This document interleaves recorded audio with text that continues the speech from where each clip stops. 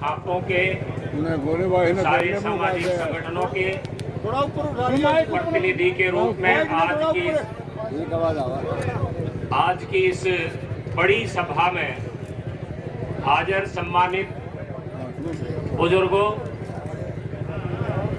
माता और बहनों, युवा साथी भाइयों, सबसे पहले तो एक बधाई देना चाहूंगा कि इतने लंबे समय से सरकार के खिलाफ जो संघर्ष आपने शुरू किया, सरकार ने अपनी सारी कोशिश कर ली आपको तोड़ने के लिए, आप में फूट डलवाने के लिए, आपको खरीदने के लिए, आपको बहकाने के लिए, आपको डराने के लिए, लेकिन आपने अपनी वो ताकत कमजोर नहीं होने दी बल्कि ज्यादा बढ़ा दी। जिस हिसाब से आज खेती के टाइम में और इस मौके पर जब एक एक आदमी के दो दो आदमी और लग रहे हैं, इतनी बड़ी संख्या में माताएं, बहनें और आप सम्मानित साथी जो इस किसानों के प्रोग्राम में भाग लेने के लिए आए, आप बधाई के पात्र हो। जो लड़ाई आप लड़ रहे हो, ये जो 3 काले कानून की लड़ाई, इसके बारे में जो जानकार लोग हैं उन्होंने बताया 1998 में विश्व बैंक ने, वर्ल्ड बैंक जो पूरी दुनिया को कर्जे देता है, उस वर्ल्ड बैंक ने एक रिपोर्ट पेश करी थी और उस रिपोर्ट के आधार पर भारत को ये कहा गया था कि आगे अगर आपको कर्जा लेना होगा तो ऐसी व्यवस्था बनानी होगी कि 40 करोड़ की आबादी, उनके शब्द बोल रहा हूं मैं विश्व बैंक की उस रिपोर्ट के, कि 40 करोड़ की आबादी जो अकुशल तौर पर अनस्किल्ड खेती के फील्ड में काम करती है, उसको गांव से और शहर में लाना है। और अगर आपने ऐसा नहीं किया तो आगे से वर्ल्ड बैंक की मदद बंद हो जाएगी। इसमें हिम्मत पड़ी आके 2014 में जब बहुमत बढ़ा इस सरकार का, तो इन्होंने 2016 में भूमि अधिग्रहण अध्यादेश के रूप में लागू करने की कोशिश करी, लेकिन राज्यसभा में बहुमत नहीं था, सफल नहीं हो पाए। उसके बाद इन्होंने जो दूसरी स्कीम बढ़ाई कि किसी भी तरह से इस देश की संस्थाओं को तोड़ा जाए, सामाजिक संस्थाओं को,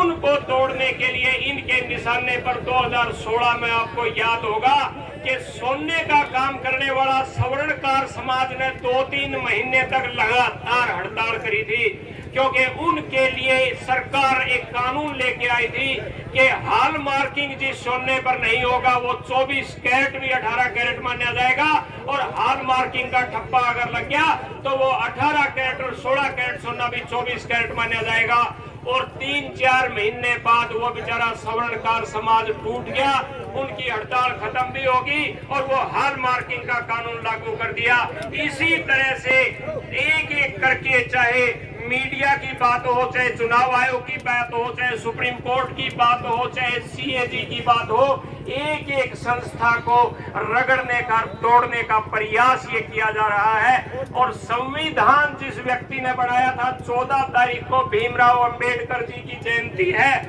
और आज सरकार में बैठे हुए आदमी जो उस संविधान के तहत काम करने वाली एक एक संस्था को तोड़ते हुए भी और उस अंबेडकर के नाम पर और प्रचार पाना चाहते हैं,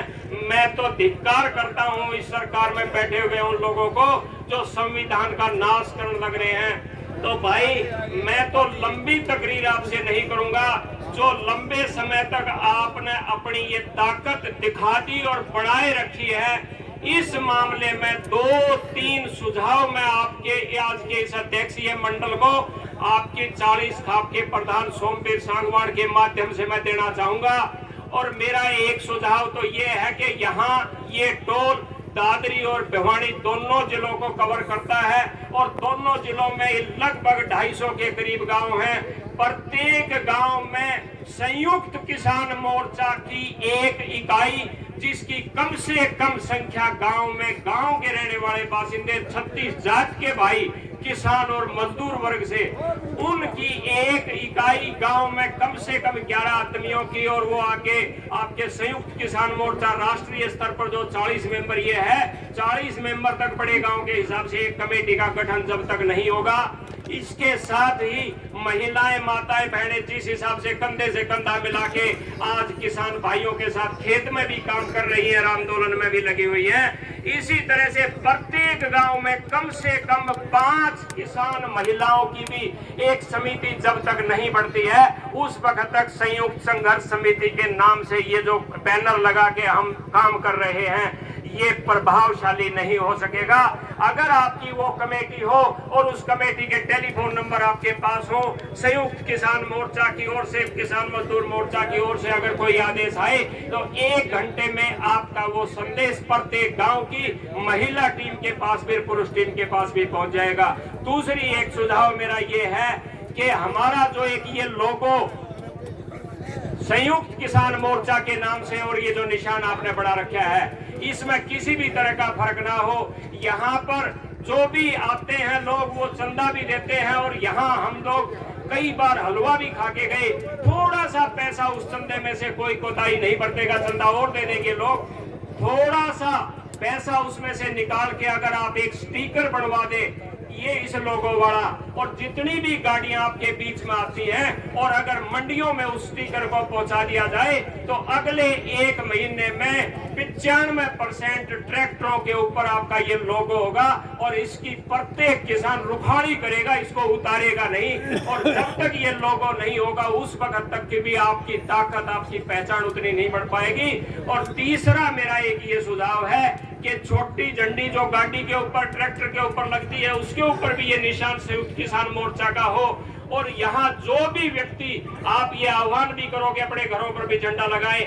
वो भी अगर आप यहाँ से झंडा अपनी कमेटियों के माध्यम से और ये स्टिकर अगर आप सप्लाई कर सको तो आप जो आंदोलन, जो संघर्ष कर रहे हो, आपका ये आंदोलन और ये संघर्ष कई गुना ज्यादा ताकतवर हो जाएगा। मेरी ये प्रार्थना है कि इसके ऊपर अगर अमल होगा तो निश्चित रूप से उसका लाभ आप देखोगे, जो संगठन में मेरा अपना अनुभव तजुर्बा कहता है। इन्हीं शब्दों के साथ जय भारत और जय भारत का संविधान। धन्यवाद। धन्यवाद नृपेंद्र जी का। हमारे बीच में शहीद आजम सेवा ट्रस्ट मोनू चौधरी तालू